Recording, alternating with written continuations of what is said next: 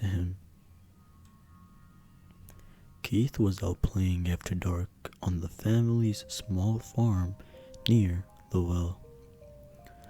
The old well had beams supporting a rope and pulley with a bucket attached. Even though Keith was told that a well ran dry before he was born, suddenly he heard someone say his name in a slow, raspy voice. Keith whirled around and saw no one. A look of confusion spread across his face as he heard it again. Keith. This time, it was with more force and a bit louder. The voice sounded like one of the old farmers who liked to smoke, though Keith, looking down the well, heard the same voice asking, "Have you got anything tasty?" Keith couldn't see anything past the first 12 or so feet down the well, even though it was a full moon. "Who are you? How'd you get down there?" Keith asked. The voice replied, "If you give me something tasty, I'll reward you." All Keith had were some cookies he had stuffed in his pocket as he left to play. He put those in the bucket and lowered it. He had lowered it nearly 40 feet and was literally at the end of those rope when he no longer felt the weight of the bucket on the rope. 20 seconds passed and he felt the weight of the bucket again and began to pull the bucket up. As he finished pulling the bucket up to the top, he heard the voice say, "No, nice." Keith saw a reflection in the bucket and saw a rectangular piece of silver metal about the size of an army dog tag. It was completely flat and smooth. The voice said, "Want fresh?" Even though Keith tried to talk to the old man again, this time there was no response. Keith made up a story about where he found the metal and took it to his father, who took it into town and confirmed it was an ounce of pure silver. After that, Keith kept it a secret. It took a while to discover that the old man was only there the nights of full moons. Keith quickly learned the only living things he put in the well would be rewarded, but only once for each item and once every full moon. So one of each kind of animal was lowered down the well and rewarded. Keith now had a cigar box mostly full of silver pieces. By the time he was 16, Keith had run out of different animals to get rewarded for. It was around the same time that a local farmhand went missing. It was also the same time that Keith was rewarded with gold pieces for the first time. Once Keith took over the farm, temp workers seemed to vanish every now and then without explanation from the farm. The old man had finally found something tasty, enough to always reward. My bedroom was upstairs. I had a good view from my window to see the new neighbors move in next door early in the morning. There was a man and a woman carrying boxes into the house. They must have been a couple. My eyes traveled to the neighbor's vacant. Upstairs bedroom window, which was directly across from mine, it was open, and inside was a girl who looked about my age. She saw me and motioned for me to open my window. So I did. She leaned out the window, curved her hand around her mouth, and whispered to me, "Nice to meet you. I'm Sarah." I laughed. "Nice to meet you, Sarah. I'm Sam." She smiled. "Keep your window open," she said, and moved out of sight. I was confused. Keep my window open? She returned with something in her hand, then tossed it over to me. It was a paper airplane. It slowly and gently made its way through my window onto my floor behind me. I walked over and picked it up. On the top was written "Open." I opened it and there was a message. "Hey Sam, I'll come over tonight and introduce myself." I thought it was a bit strange and wrote back, "Come over tonight? What do you mean?" I turned around to toss it back, but she wasn't there.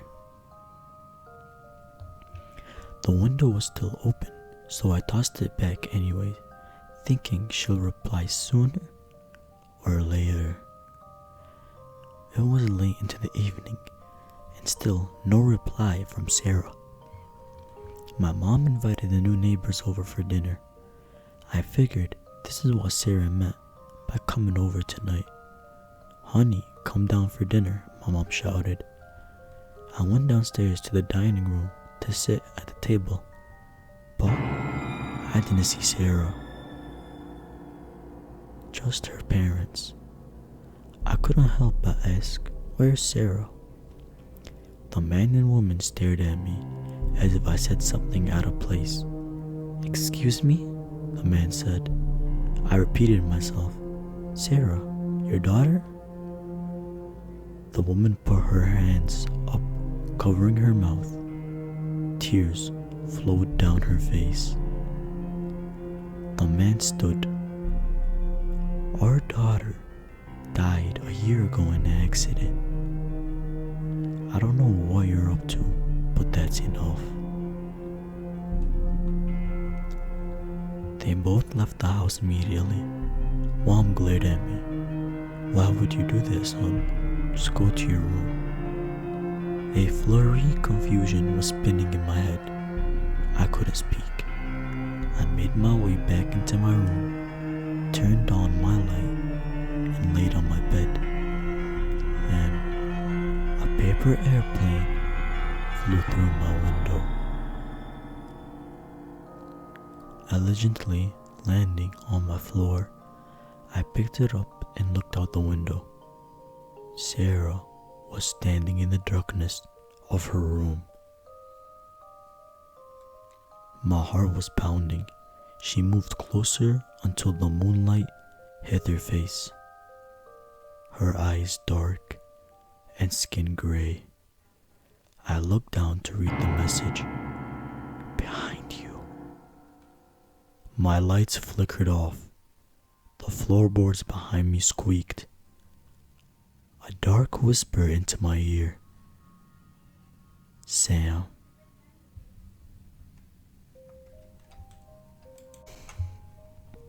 No one believed me when I told them that my reflection in the mirror was alive. "Grow up, dude. You're not 5 years old. You're 24. That was all they said to me while laughing as a response to my story. Well, I had to admit, it was indeed sounded like a typical fear a 5-year-old would have, but I swear to God, it was true. I couldn't help remember since when my reflection came to life, but I remembered that it wasn't like that when I was a child. It was recently, I was sure, and it wasn't a ghost.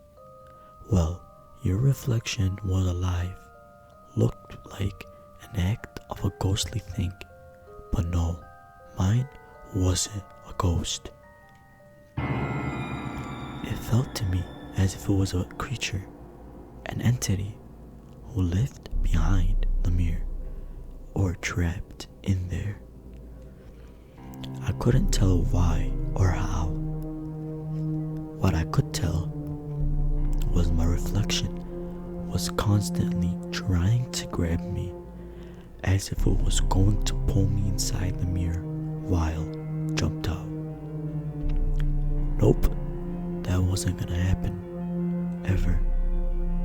Ever since I realized that my reflection was alive, I constantly tried to grab me inside the mirror.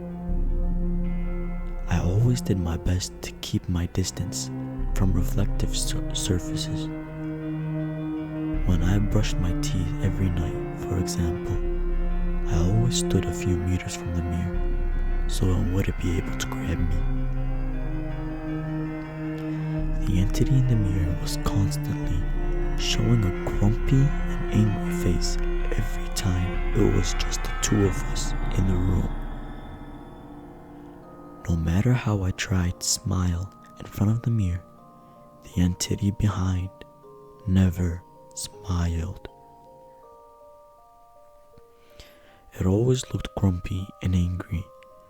One day, I took off from my flat for a sightseeing in the mall nearby, when suddenly, an earthquake occurred. It was a huge one. Everyone was hysterical. They were running around in panic, looking for shelter. I ran to cover myself under a table to avoid getting hit by anything that fell.